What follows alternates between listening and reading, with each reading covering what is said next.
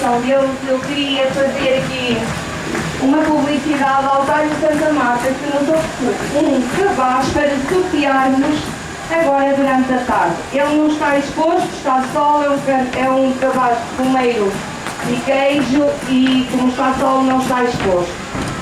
Vão andar por aí umas meninas para fazerem